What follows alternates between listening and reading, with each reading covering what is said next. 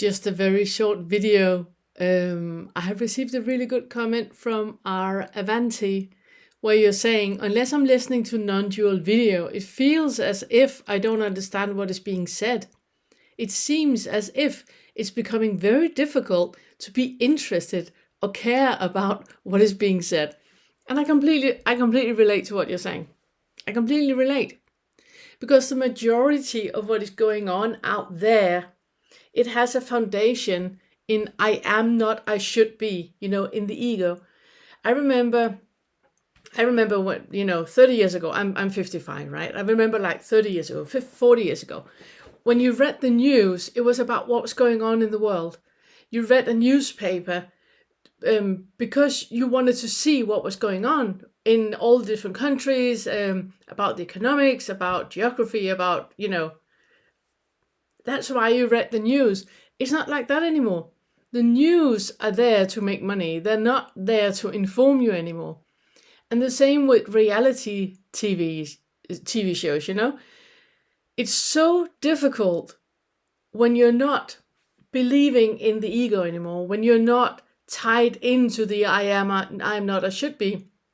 When you're not tied into that, it seems like so pointless with reality shows, with people standing and yelling at one another, or debate programs, political debates, It's so pointless because they're not really there to support one another and to support the conversation and to raise the level of awareness and to expand their consciousness. It's not why they're there.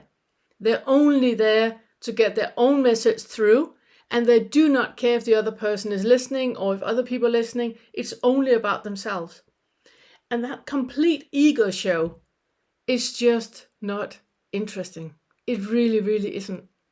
So I completely get what you say. I'm not watching movies because I struggle, relating to it. I struggle finding it interesting. And a lot of times the drama that is created, in the storyline is just ridiculous, Talk with one another and the movie would be done in like 2 minutes. So I completely get what you're saying. And I think that it's a very, very common trait in people that are awake or are becoming awake, that they find completely disinterest in idle chatter, in gossip, in people talking behind other people's backs. We find a completely disinterest in it. Let's talk about what is alive in your life right now. What is present in your life right now. Let's talk about that. Let's talk about how you perceive reality. Let's talk about how you have let go of hooks in your past and are creating a present that is so much more alive and vibrant and expanding. Let's talk about that, So I completely get what you're saying. I also understand that it's difficult for people that are invested in the I am not, I should be, that are invested in anger and frustration and my past and you should and all of that. People that are invested in that, obviously they enjoy having that, being fed with that, being fed more with that. And they're also the ones that are, trolling on Facebook, being blocked from groups and blocked from people, and because it's kind of like it's feeding itself.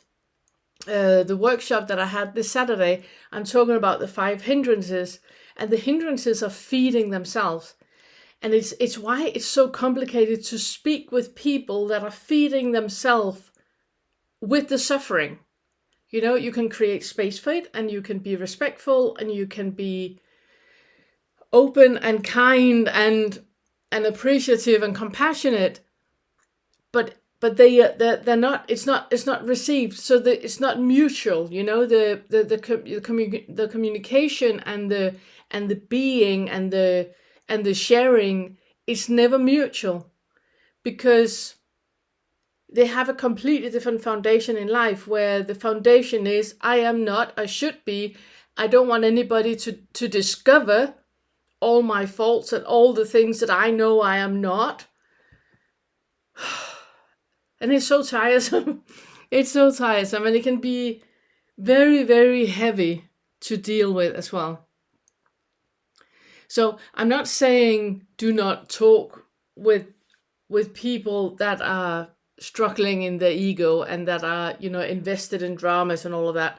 I'm not saying do not talk with them. Always be kind and compassionate. Always create space. Always be appreciative of their being. Always, show them support and be there. Always, always, always. And as long as you don't identify, it's completely fine. It's completely fine. But yeah, that was a bit of a sidetrack. But I do understand what you're saying. And I'm also, I'm gonna make a book review of Angelo Di Luglio's book very soon. I bought it the other day, and I read it right away, cover to cover. I really love it. And I'm watching YouTube videos with people that I enjoy hearing. I love listening to Alan Watts. I'm very much on Free Buddhist Audio, but I love listening to the talks there. I love listening to Angelo Di Luglio and Bernardo Kastrup, and yeah. So I completely get what you're saying. I'm seeking that out as well, and finding. I think it's also something about the vibration that they're speaking in. It's the same frequency, and that just makes it calm. It makes life enjoyable and calm and nice and lovely to be in. And that I can invest in, because then it's kind of like an exchange where something beautiful is growing. And you don't really have that with stuff that is not about awakening. So yeah, just a short video to say I hear you. I completely agree.